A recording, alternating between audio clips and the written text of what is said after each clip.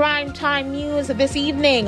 Mixed messaging. PNP says it is against the fare hike, but government hits back saying they helped to implement the increase.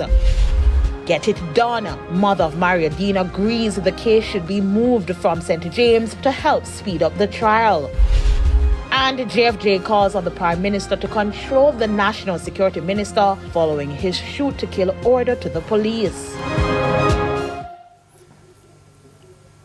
Good evening and welcome to Primetime News, and a special welcome to our viewers on TVJ International in the Cayman Islands and on OneSpotMedia.com. I'm Giovanni Dennis. And I am Andrea Chisholm with a preview of what's to come in business news. Here's Javon Keys.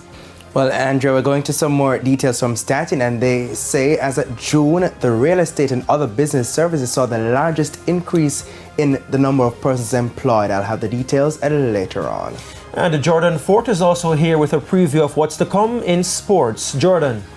Well, Gio, of course, we've been bringing you all the latest in the impasse between the JFF and the Reggae Girls. Well, local football's governing body today sought to clear the air and tell their side of the story. Of course, we'll have the details of that in a Primetime Sports Monday. Looking forward to that explanation. And will it be breeze, rain, sun? Romaine Robinson, what can you tell us about the weather? Thanks, Andrew. We're expecting a gradual decrease in cloudy conditions across the island over the next few days. And by about Friday going into Saturday, we're looking for mainly sunny conditions across most of the island. We're also expecting stronger winds as well. There's also sports commentary and E-Prime in this newscast, but before the break, the feedback question. And this evening we're asking, how do you suggest the impasse between the Reggae Girls and the JFF be resolved? You can share comments online, facebook.com/television Jamaica, and tweet us at TVJ News Center. Stay with us. Primetime News returns right after this break.